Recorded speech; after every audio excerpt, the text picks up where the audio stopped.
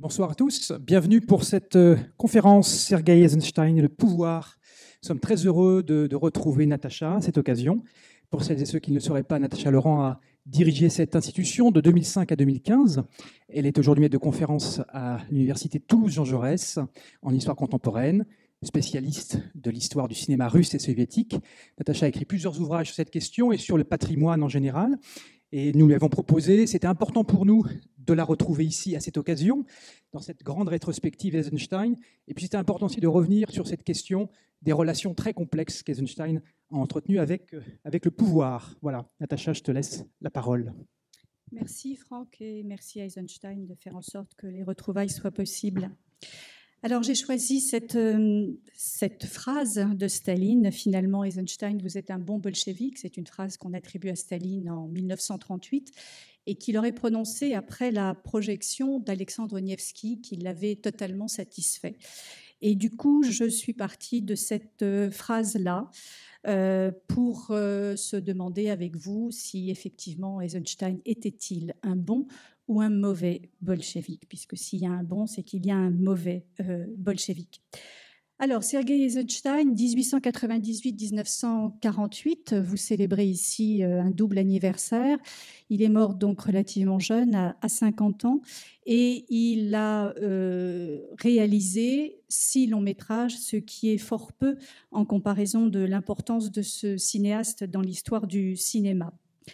Il a très souvent été présenté comme le cinéaste officiel de l'Union soviétique. On dit souvent de lui qu'il a fait des films de propagande, on dit de lui que c'est un propagandiste hors pair, et on cite Potemkin, Octobre ou Nevsky, mais on oublie souvent que sa relation avec le pouvoir communiste et avec le pouvoir en général fut complexe, tumultueuse, équivoque, et qu'il n'y a pas eu que des succès, il n'y a pas eu que de la lumière, il y a eu aussi des frictions, des conflits, des batailles qui l'ont opposé à différents moments de sa vie au Parti communiste de l'Union soviétique et à Staline en particulier.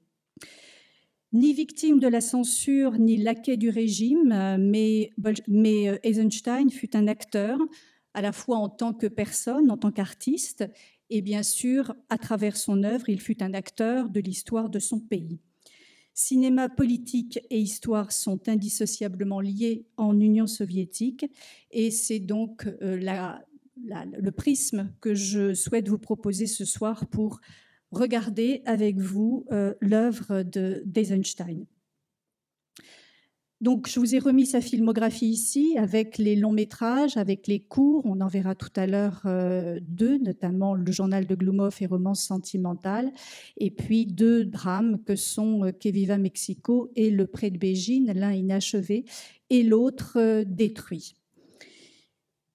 Alors, je reviens justement sur ces liens intimes en Union soviétique entre cinéma, politique et histoire, et je voudrais commencer par rappeler très brièvement le projet bolchevique pour le cinéma. Et 2 citations pour recontextualiser tout cela, celle que l'on attribue à Lénine, on ne sait pas trop d'ailleurs si cette phrase a été prononcée, j'ai l'impression qu'il y a de l'écho, non? C'est bon? Non, ça va, c'est moi qui... on ne sait pas si elle a été prononcée en 1919 ou en 1922. En tous les cas, il aurait dit ça à Lunacharsky, qui était le commissaire du peuple à l'instruction publique. Et cette phrase est restée extraordinairement célèbre de tous les arts. Le cinéma est pour nous le plus important. Cette phrase qui a surplombé, qui a triomphé au sommet de toutes les salles de cinéma d'Union soviétique jusqu'à la disparition de l'Union soviétique. Et puis une autre citation d'un texte que j'aime beaucoup de Léon Trotsky qui date de 1923, qui est un texte magnifique sur le pouvoir du cinéma et qui est plus argumenté que ce que Lénine peut dire par ailleurs. Voilà ce qu'il dit: le cinématographe divertit, éclaire, frappe l'imagination par les images et libère du besoin de franchir le seuil d'une église. Le cinématographe n'est pas seulement le grand concurrent du café, mais aussi celui de l'église. Voilà l'instrument dont nous devons nous emparer à tout prix.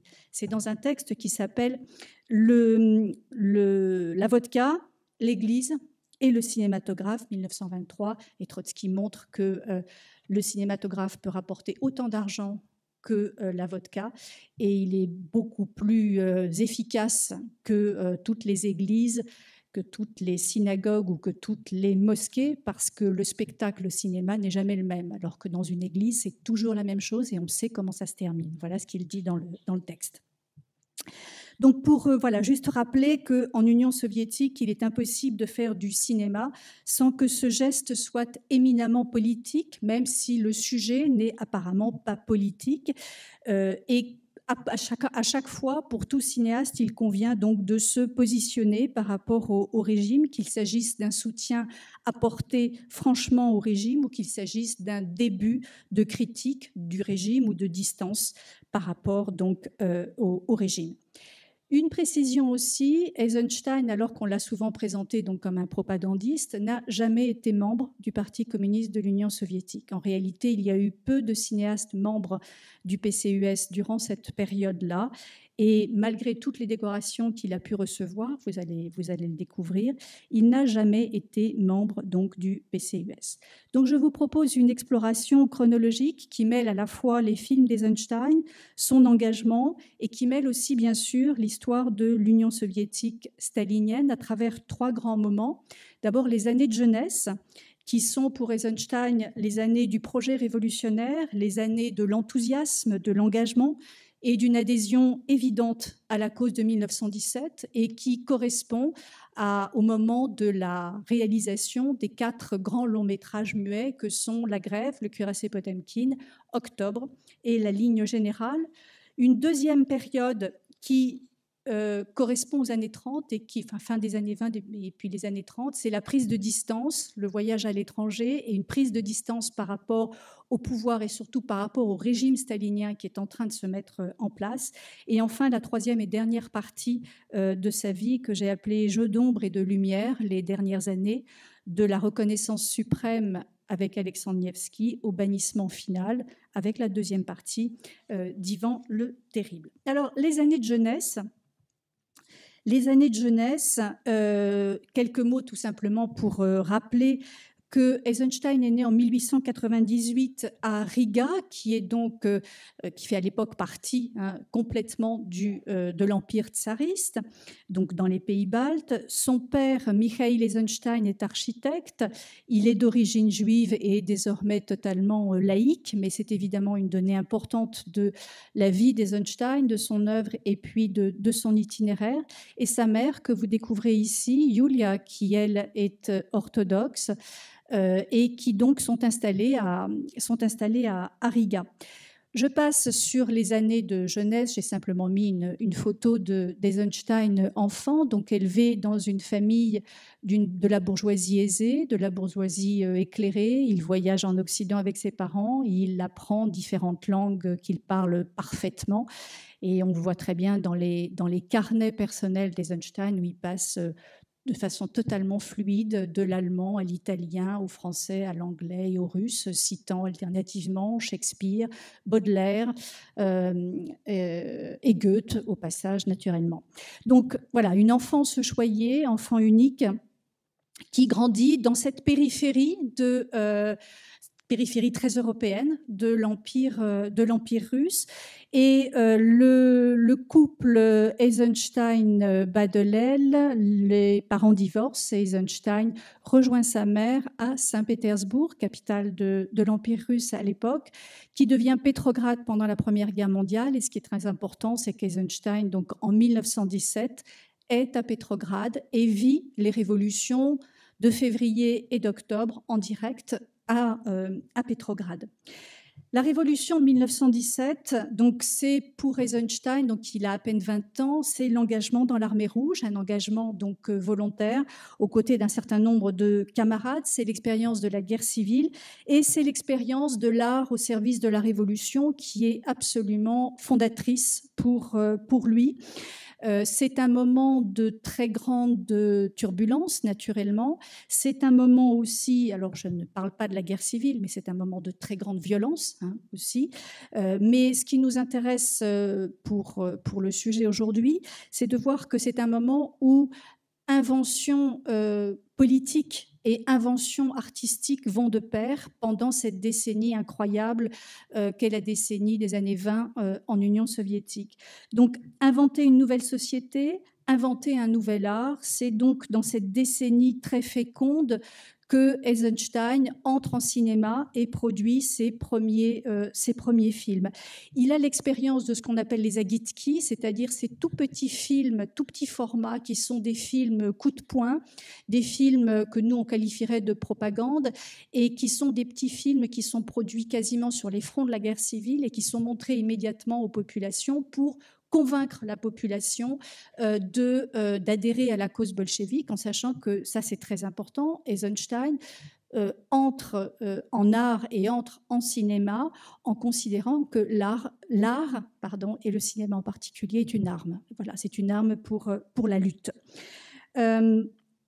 Donc, et c'est cette expérience des agitki qu'il partage avec toute la génération des pionniers du cinéma, avec Vertov, avec Kuleshov, avec Pudovkin, et avec tous ceux donc de cette génération qui sont les fondateurs du cinéma soviétique. Donc une relation très forte aux politiques, un souci permanent de l'efficacité de l'image, de la rapidité aussi de l'image coup de poing, et aussi bien évidemment l'expérimentation de ce que l'on appelle le montage. Là, je vous ai mis deux illustrations importantes. À droite, le premier numéro de la revue Lef, qui est une revue à laquelle Eisenstein collabore, qui est une revue qui veut dire tout simplement le front de gauche des arts, si vous voulez, hein, qui est une revue d'avant-garde soviétique qui a été fondée en 1923 par Mayakovsky, dont Eisenstein est très proche. Mayakovsky en était le rédacteur en chef avec Ossip Brik, et on retrouve toute la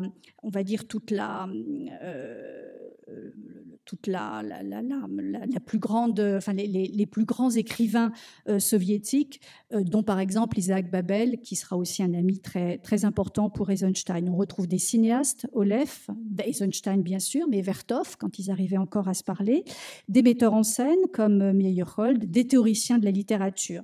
Voilà. Et cette revue, Eisenstein y participe régulièrement. Et puis à gauche, je vous ai mis une production d'une autre structure qui est encore plus politique, mais qui est aussi artistique, à laquelle Eisenstein participe et qui s'appelle le Proletkult, qui est donc une abréviation pour culture prolétarienne. C'est un mouvement à la fois artistique et politique qui prône la création pour les prolétaires d'une culture prolétarienne.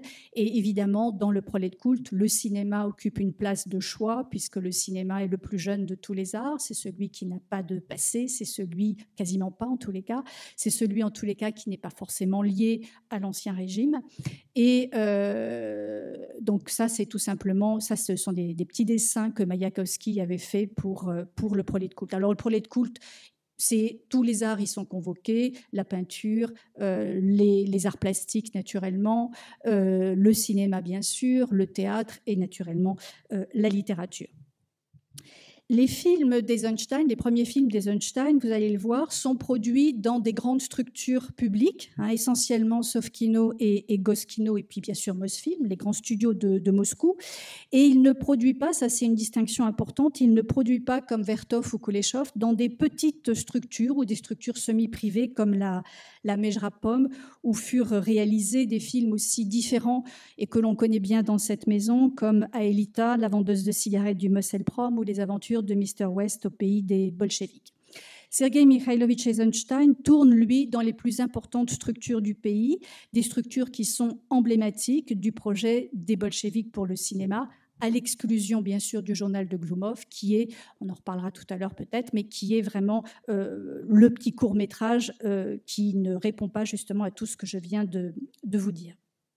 Alors, les 4 premiers longs métrages, donc là, juste un petit clin d'œil pour vous montrer justement ce qu'on appelle en russe la campagne, c'est-à-dire le groupe d'amis, le groupe des fidèles autour de Eisenstein, que vous reconnaissez ici en 1924, Boris Pasternak, et bien sûr le grand et magnifique Mayakovsky ici, avec Lily Brick, qui était la sœur d'Elsa Triolet, épouse d'Ossip Brick et compagne de Mayakovsky. Donc voilà un cercle, le cercle le plus fidèle d'Eisenstein.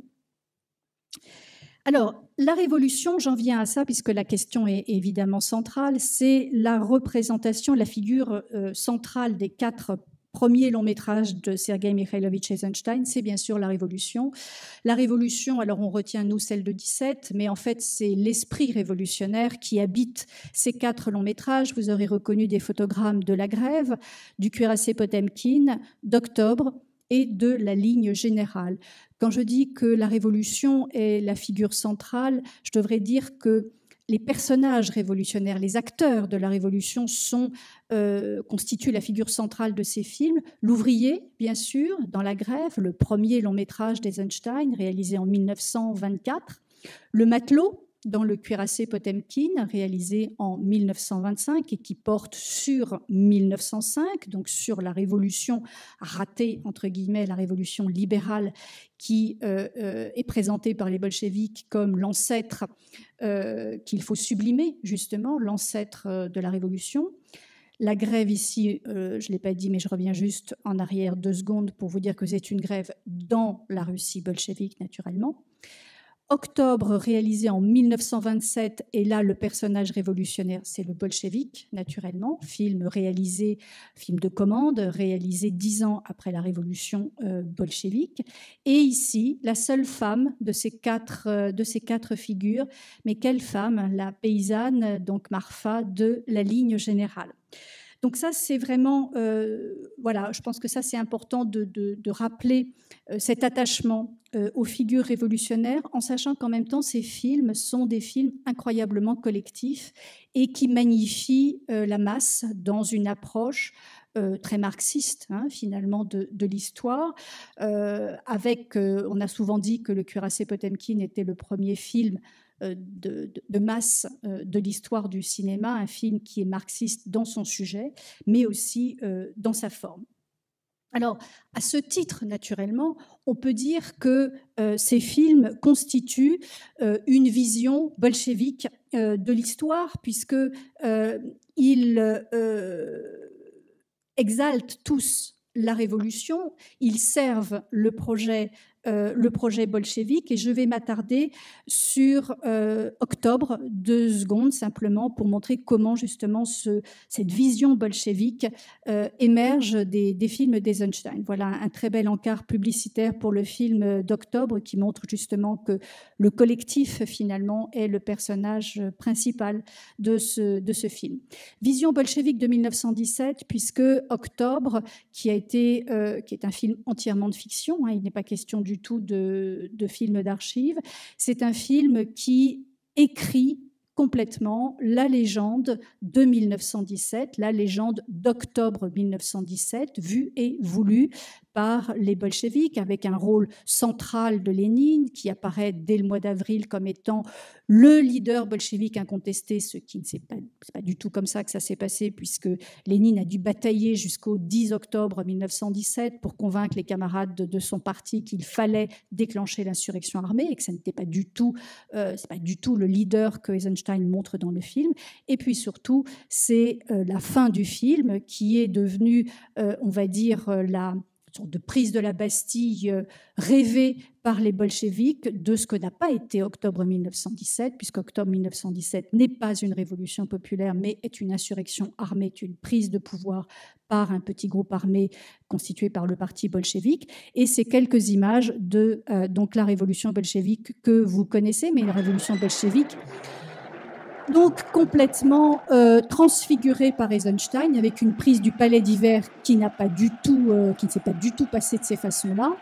Et voilà, on voit là une armée, enfin c'est quasiment toute la Russie révolutionnaire qui déboule sur la place de l'Ermitage pour prendre d'assaut ce palais, alors que dans la réalité, le palais était quasiment désert, Kerensky lui-même était déjà parti, et il ne restait plus que quelques ministres du gouvernement provisoire qui se tairaient, qui se sont rendus sans aucun coup de feu, rien du tout. Donc tout ça a été totalement, on va dire, inventé par Eisenstein, inventées dans des images qui sont elles-mêmes devenues avec le temps des sortes d'images d'un octobre rêvé, autant à l'ouest qu'à l'est, et qu'on retrouve régulièrement dans tous les documentaires qui sont consacrés à la révolution bolchevique. Alors, j'avance pour ne pas perdre de temps et je continue à parler sur le film, donc sur ces images qui sont extraordinairement bien cadrées, extraordinairement bien éclairées, incroyablement bien montées, et qui donc alimentent cette légende de bolchevique. Donc là, on est effectivement, on ne peut pas nier le fait que Eisenstein écrit la vision bolchevique de l'histoire et il participe à l'écriture de la vision bolchevique de l'histoire. C'est néanmoins sur ce film que Eisenstein rencontre pour la première fois la censure. La censure bolchevique, alors j'en entre pas dans les détails parce que ça nous emmènerait trop loin, mais ce que je peux dire pour synthétiser, c'est que ce problème avec la censure vient du fait que le contexte de l'année 1927 est un contexte sur le plan politique en Union soviétique incroyablement compliqué, puisque c'est la fin de l'affrontement entre Staline et ses principaux opposants, et notamment Trotsky. Et dans ce film, donc Octobre, Eisenstein a commencé avant la chute de Trotsky, et bien évidemment, octobre 1917, sans Trotsky, c'est très difficile à imaginer. Il a joué un rôle absolument central dans la Révolution et il occupe une place importante dans le film d'Eisenstein. Et le film est terminé au moment où Trotsky donc, a été vaincu par Staline et est exilé donc, au Kazakhstan. Et à partir de ce moment-là, donc, Staline exige évidemment que le film soit repris et Eisenstein est contraint, donc, pour la première fois, d'obéir aux injonctions du politique et de supprimer tout simplement Trotsky du film, ce qui fait que le film a parfois un côté bancal qu'on lui reproche et qui est en partie dû au fait qu'il a été remonté dans l'urgence à la fin. Et puis, alors, autre problème avec la censure, qui est plus sérieux celui-là, c'est sur le tournage de La Ligne Générale. C'est une photo ici que j'ai trouvée dans les archives de Moscou, dans les archives des arts et de la littérature. Eisenstein est ici avec son petit chapeau blanc et Marfa ici de dos. Donc on est sur le tournage de La Ligne Générale. Et sur ce film, le heurt avec la censure est plus important puisque ce que Staline l'a directement reproche à Eisenstein, c'est finalement la dimension presque poétique du film, c'est l'absence de didactisme de ce film, c'est la fin trop centrée sur le couple entre Marfa et le tractoriste. Et finalement, ce que Staline reproche à Eisenstein, c'est de ne pas avoir assez valorisé la collectivisation, ce qui est un paradoxe parce que nous, en Occident, on voit souvent ce film comme une ode à la collectivisation, ce que le film n'est pas. Il montre un kolkhoz, mais il ne parle pas de collectivisation, et c'est pourtant bien ce que reprochait Staline à Eisenstein. Alors voilà cette première décennie qui est incontestablement une décennie bolchevique dans un contexte très particulier qui est celui de la NEP jusqu'en 1928 et qui est donc dans un moment aussi de grand enthousiasme et incontestablement d'adhésion au projet bolchevique de la part d'Eisenstein, mais de la part aussi de beaucoup de cinéastes en tous les cas qui participent à ce cinéma-là. La deuxième période d'Eisenstein est très différente de celle que l'on vient de voir. D'abord parce qu'il réalise beaucoup moins, alors que là, il y a quand même, dans les années 20, vous voyez un rythme assez frénétique quand même de production. Dans les années 30, beaucoup moins. Et vous allez voir pourquoi.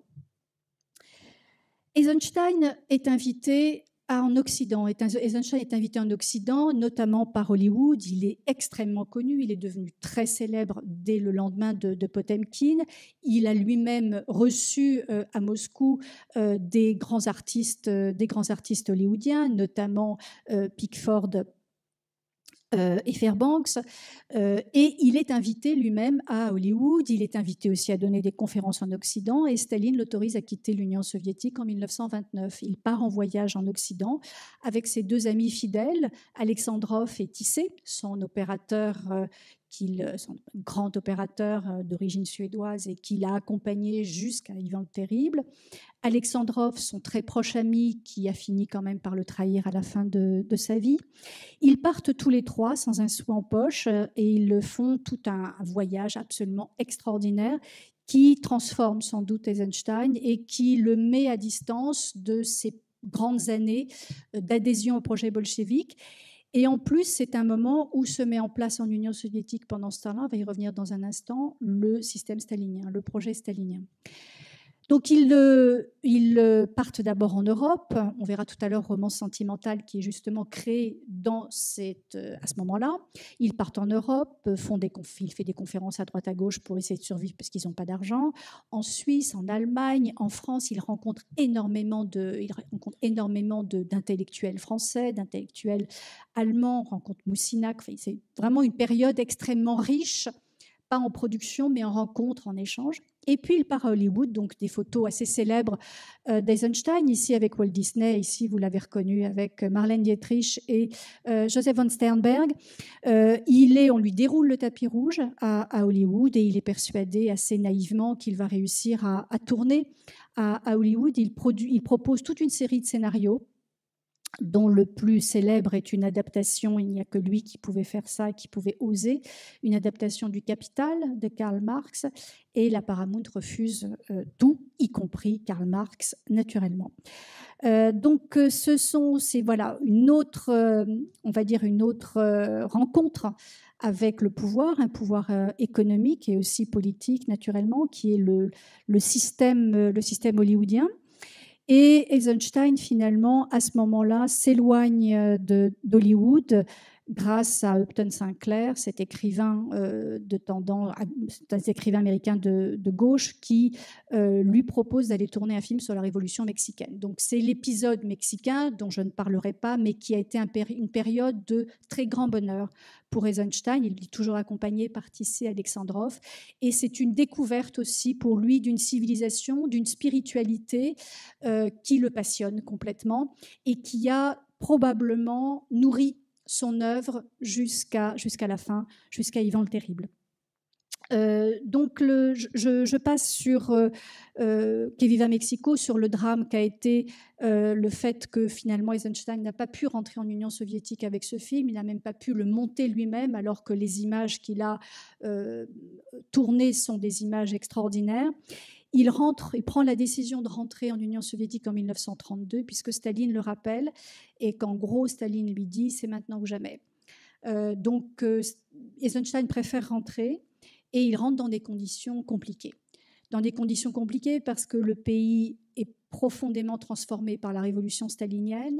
La violence se déchaîne de façon systématique puisque la collectivisation est entamée. La planification est en route et la planification va toucher aussi le cinéma. Les années de la NEP et les années de la liberté relative, mais liberté quand même artistique de la NEP, la liberté n'existe quasiment plus. Et ce pays, donc, il le redécouvre avec un cinéma qui, entre-temps, est devenu sonore. C'était d'ailleurs l'un des objectifs d'Eisenstein, c'était d'aller explorer le cinéma sonore en Occident. Et ce sont donc des années très difficiles où là, il fait toute une série de propositions de scénarios qui sont tous refusés les uns après les autres.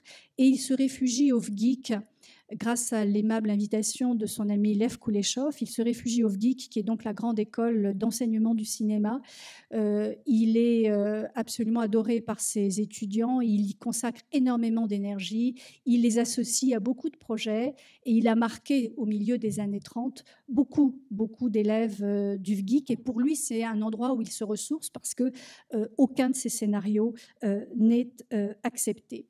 Jusqu'à le Pré de Bégine, que vous découvrirez tout à l'heure, le Pré de Bégine, qui est le film maudit. Alors, il y en a aussi un autre d'une certaine façon, mais c'est un des films maudits d'Eisenstein, 1935-1937. Et ce film, alors, c'est un film qui est inspiré d'un personnage essentiel de la geste stalinienne, qui est Pavlik Morozov, qui est ici, vous avez ici une statue, qui est un jeune pionnier. D'ailleurs, on ne sait même pas s'il a vraiment fait ce que la légende lui attribue. On se demande si ce n'est pas une légende qui a été complètement inventée.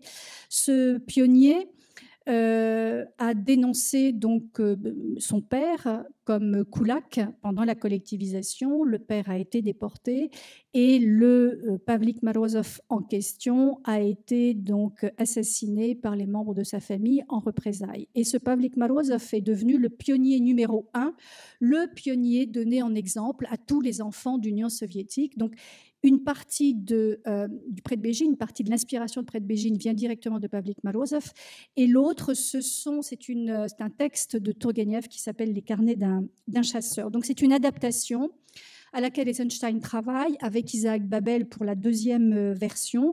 C'est un film qu'Eisenstein tente de produire donc entre 1935 et 1937, c'est-à-dire au moment où se déclenchent les grandes purges staliniennes, ces grandes purges qui touchent absolument toutes les catégories sociales et pas simplement l'élite politique. Sergei Mikhailovitch Eisenstein est la cible des attaques du pouvoir. On lui reproche dans ce film toutes sortes de choses. Sa poésie, bien évidemment. On lui reproche une scène qu'il est contraint de retirer, qui est la scène de la destruction de l'Église, parce qu'on considère qu'elle est trop violente et qu'elle pourrait être lue comme une apologie justement de la violence contre l'Église. C'est un film... c'est Jay Leda qui était à ce moment-là assistant d'Eisenstein, qui le raconte formidablement bien dans le livre qu'il a écrit sur Eisenstein. C'est un moment très compliqué dans la vie d'Eisenstein. En plus, il tombe malade, il a la variole, il a ses problèmes cardiaques, et tout ça se combine pour faire finalement sombrer ce film. Ce qu'on sait, c'est qu'Eisenstein devient finalement le bouc émissaire.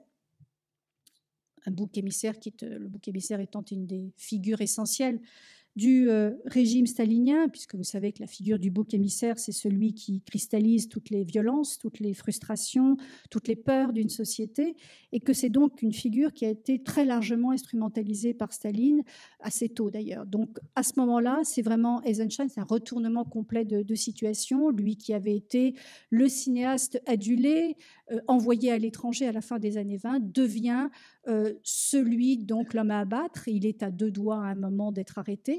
Il le dit lui-même, il dit qu'il s'attendait dans ces années entre 1935 et 1937 à voir surgir la police politique la nuit pour l'arrêter. Ça ne s'est pas fait.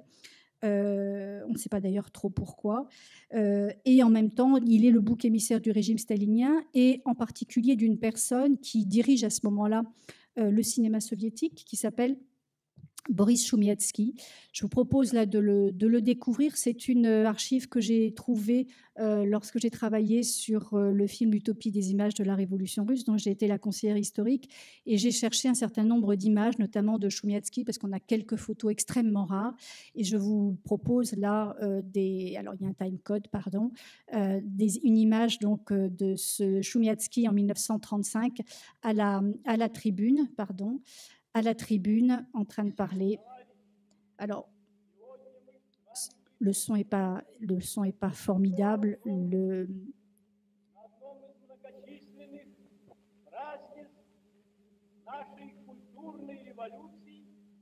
Voilà, il est en train de vanter les mérites de la révolution culturelle soviétique, et vous voyez qu'il était aussi bon orateur que Staline lui-même. Alors, ce film donc du Predbejin, Eisenstein est contraint de faire une autocritique publique. Il est contraint de tourner une deuxième version, de remonter le film en 1937, et finalement Choumiatsky décide d'interdire complètement le film. Le film est donc définitivement interdit en 1937 et il est détruit, ce qui n'est pas une pratique si fréquente dans l'histoire de la censure cinématographique en Union soviétique. On n'en garde qu'un seul exemplaire, qui lui-même brûle en 1941 lors des bombardements nazis sur Moscou. Donc ce qu'on en conserve aujourd'hui de ce film, c'est ce qu'on appelle un photofilm, c'est-à-dire des photogrammes qui ont été conservés et qui ont été ensuite montés par des amis d'Eisenstein, et qui donnent donc un aperçu de l'extraordinaire beauté et force de ce film. Donc voilà, des années 30, vous le voyez, qui sont des années de reflux, finalement, des années de conflits, des années aussi de doutes considérables, et des années où finalement le bannissement total n'est pas loin d'Eisenstein. La dernière partie de la vie d'Eisenstein, c'est une partie, ce que j'ai appelé jeu d'ombre et de lumière, puisqu'il passe très vite finalement de l'ombre à la lumière, puis de la lumière à l'ombre. Et le film qui marque son retour son retour en grâce, hein, on pourrait dire, c'est un film que lui commande Staline lui-même, sur Alexandre Nevsky, grand prince russe du XIIIe siècle, ce fameux prince qui a arrêté sur le lac Peipus, qui a arrêté les chevaliers teutoniques. On est en 1938, dans un contexte international où la guerre contre l'Allemagne est imminente, où tout le monde s'attend du jour au lendemain à ce qu'elle soit déclenchée. Et il est clair que cet objet, ce film, Alexandre Nevsky, est évidemment un objet de propagande tel qu'il est conçu par Staline pour lutter justement contre l'Allemagne. Alors, Eisenstein ne peut pas refuser, bien évidemment, cette commande de Staline. Il accepte de travailler dans des conditions de très grande contrainte, puisque le sujet lui est imposé. On lui impose également un co-réalisateur qui n'est autre que Dimitri Vassiliev, l'un des auteurs de Tchapaev, qui est le film qui a, on va dire, incarné le réalisme socialiste en 1934. On lui impose le moment où il doit tourner, et il faut faire évidemment très vite puisque Staline en a besoin rapidement, et il change complètement sa façon de tourner puisqu'il tourne avec des acteurs professionnels dans des décors artificiels, ce qu'il n'a jamais fait, ce qu'il ne voulait jamais faire auparavant. Donc Alexandre Nevsky, c'est un tournant, c'est une commande politique. Le principal acteur est Nikolai Tcherkassov, immense acteur soviétique, et le résultat est totalement à la hauteur des espérances de Staline, et c'est à ce moment-là que Staline aurait dit à Eisenstein, finalement, Eisenstein, vous êtes un bon bolchevique. Eisenstein représente finalement ce Nevsky comme un chef charismatique, un chef de guerre solaire auquel Staline s'identifie parfaitement, et c'était bien la commande. On est là, vous le voyez, sur un film centré sur un individu et non plus sur les masses. On est dans une autre interprétation, clairement, du communisme. Eisenstein lui-même disant, notre thème, c'était le patriotisme, donc il n'est évidemment pas dupe, bien évidemment, de ce qu'on lui demande, et il répond parfaitement aux objectifs politiques. Dès lors, ce sont les honneurs, la reconnaissance de l'Union soviétique, et effectivement un moment où il apparaît un peu comme un cinéaste officiel. En février 1939, il est décoré de l'Ordre de Lénine.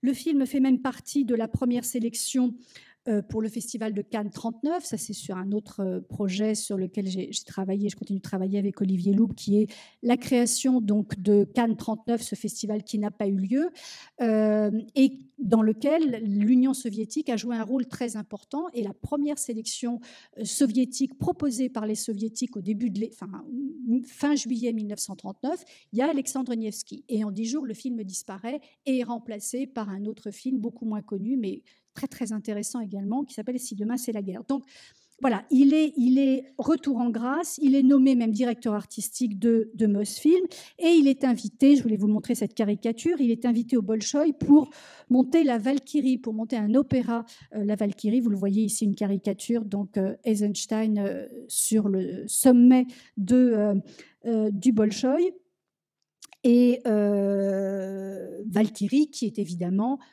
montée dans le cadre du pacte germano-soviétique signé en août 1939 et qui marque donc l'alliance impossible a priori entre l'Allemagne nazie et l'Union soviétique. Il déclare même, il va jusqu'au bout quand même, hein, jusqu'au bout de cet engagement, il déclare même au peuple allemand depuis la station radio du Comintern en février 1940, le pacte de 1939 est une base solide pour le développement d'une collaboration culturelle entre nos deux grandes nations.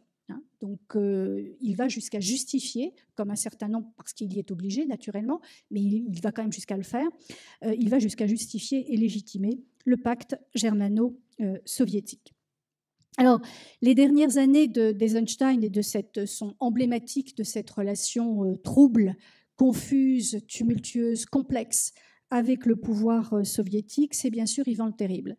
Ivan le Terrible, qui est donc tourné qui est réalisé, parce que le tournage c'est 43, mais qui est réalisé entre 1941 et 1944 dans des conditions invraisemblables, dans des conditions de guerre. C'est un film de guerre, c'est un film de propagande aussi d'une certaine façon, dans des conditions extrêmement difficiles, puisque l'Union soviétique est donc envahie le 22 juin 1941 par les armées allemandes, que cette invasion, Staline n'avait pas voulu l'envisager, alors que tout le monde l'avait prévenu que c'était imminent et que de toute façon le projet idéologique d'Hitler était bien de soumettre la Russie et de l'anéantir. Dans les semaines qui suivent cette invasion, qui est une invasion éclair, hein, le fameux Blitzkrieg allemand se déchaîne en Union soviétique. À ce moment-là, donc, Staline, les 5 premiers mois sont catastrophiques, mais Staline réussit quand même à mettre sur pied avec le gouvernement et avec l'armée et avec bien sûr le parti, il met sur pied une évacuation générale. Je vous en parle parce que le cinéma a été évacué, une évacuation générale de tout le potentiel économique soviétique vers le sud, enfin le sud-est, c'est-à-dire l'Asie centrale, et vers la Sibérie. Sont évacuées 1500 usines, 17 millions de personnes, c'est considérable. Et donc, on évacue en priorité les usines stratégiques et les personnels qui y travaillent. Parmi les usines stratégiques, on trouve le cinéma. Donc, c'est pour vous montrer aussi l'importance que l'Union soviétique donne au cinéma. Et Eisenstein est évacué, comme tous ses collègues de Mosfilm et de Lenfilm. Il est évacué à Alma-Ata, donc au Kazakhstan, à la frontière quasiment chinoise. Et il vit là, comme tous ses collègues, pendant ces années entre 1941 et 1944. Ce sont les années de l'évacuation. Vous imaginez les 2 plus grands studios d'Union soviétique qui débarquent dans une ville où on n'a quasiment jamais fait de cinéma, où on ne les attend pas forcément. Donc les conditions d'accueil, de vie, de travail sont épouvantablement difficiles. Il n'en demeure pas moins que Eisenstein est là considéré, il est considéré comme une star. C'est-à-dire qu'on lui donne tous les moyens possibles et imaginables pendant cette période de guerre, au point que ça crée des problèmes avec ses collègues qui se plaignent de ne plus rien avoir comme moyen, puisque tout est vraiment centré sur ce film, Ivan le Terrible. Production donc jugée prioritaire par les autorités. Le sujet, on va en parler dans un instant, mais juste pour rappeler que Eisenstein s'est plié à l'écriture de différentes versions du scénario, qu'il a fallu soumettre au pouvoir politique naturellement et au ministre du cinéma, enfin il s'appelle à l'époque le commissaire du peuple au cinéma, qui est Ivan Bolchakov. Il y a des corrections, enfin il y a toutes sortes de relectures, etc., qui sont faites. Et voilà, alors le sujet, très rapidement, puisque c'est un sujet éminemment politique, puisqu'en fait c'est une mise en scène du pouvoir. C'est un film sur le pouvoir. Le film est consacré à Ivan IV, dit Ivan le Terrible, ce grand prince du XVIe siècle de cette Renaissance russe qui n'a pas existé. C'est un film dans lequel on retrouve le fameux Nikolai Tcherkassov. Le voilà sur le tournage d'Ivan le Terrible. Le voilà, Nikolai Tcherkassov, et c'est la première scène d'ouverture, hein, c'est la scène du couronnement, où vous le voyez avec un responsable kazakh à gauche et un responsable du PC de Moscou qui est venu pour l'occasion. Les voilà donc, Tcherkassov interprétant le rôle d'Ivan IV, un film qui est un film opéra, qui est un film dans lequel Eisenstein synthétise tous les arts, puisque c'était sa définition du cinéma. Pour lui, le cinéma était la synthèse de tous les arts, et évidemment, c'est ce qu'on trouve dans ce film. Et un film qui est constitué de 2 parties. Il devait y avoir une 3e partie qui n'a jamais pu voir le jour. Et alors, ce qui est sûr maintenant, c'est que le tournage de la première et de la 2e partie ont quasiment eu lieu en même temps, hein, pratiquement. Mais par contre, les deux parties sont sorties à plusieurs années d'intervalle et elles ont donné lieu à des interprétations radicalement différentes. Pour résumer, dans la première partie, Ivan apparaît comme un jeune chef solaire, charismatique, puissant, un peu comme Nevsky finalement. Et dans la deuxième partie, c'est un Ivan tyrannique, violent, sanguinaire. Et cette vision du pouvoir dans la deuxième partie ne peut être lue à l'époque autrement que comme une dénonciation du culte de la personnalité. Tout le monde l'a vu, à commencer par Staline, bien évidemment, mais on a les témoignages des amis d'Eisenstein, des gens comme Michael Röhm, par exemple, qui ont vu le film très tôt et qui ont tout de suite, ils ont tous compris que c'était une dénonciation du culte de la personnalité et du pouvoir de Staline. Et ils disent tous que Eisenstein, naturellement, était parfaitement conscient de ce qu'il faisait. Il était parfaitement conscient qu'il était en train de jouer avec le feu. Alors pour terminer sur cette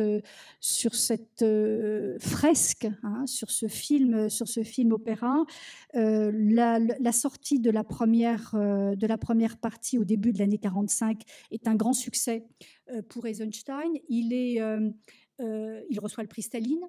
Le film est également diffusé aux États-Unis avec un grand succès.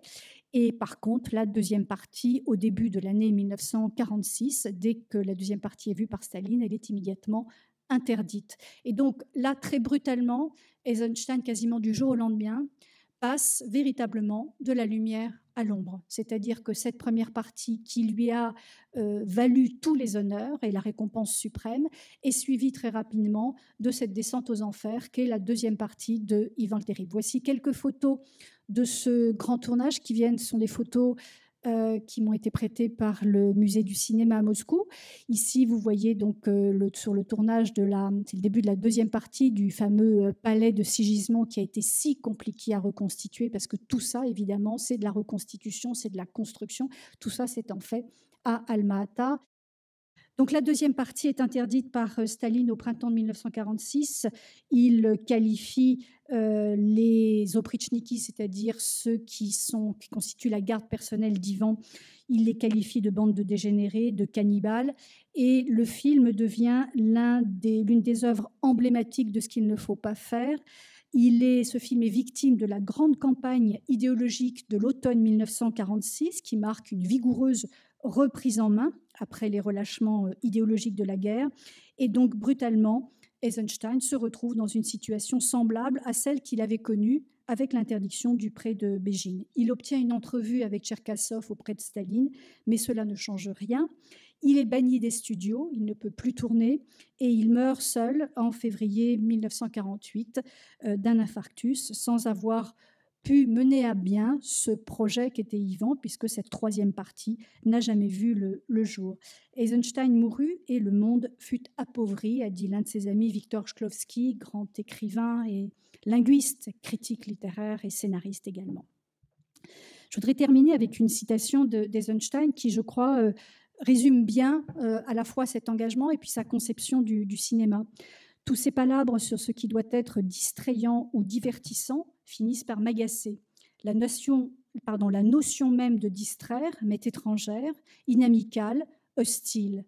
À moi surtout, qui ai déployé tant d'efforts pour impliquer, enthousiasmer le public. Pour moi, le rôle d'un film est d'inciter le public à se servir et non le distraire, de l'empoigner et non de l'amuser, de donner à ce public des armes et non de gaspiller l'énergie qu'il avait en venant au cinéma. Alors, interroger les relations tumultueuses que Eisenstein a entretenues avec le pouvoir bolchevique, c'est bien sûr explorer la possibilité de l'autonomie des artistes dans des situations de contrainte. La liberté de l'artiste est-elle compatible avec un engagement fort ? La frontière entre création et propagande est-elle aussi claire que certains le prétendent ?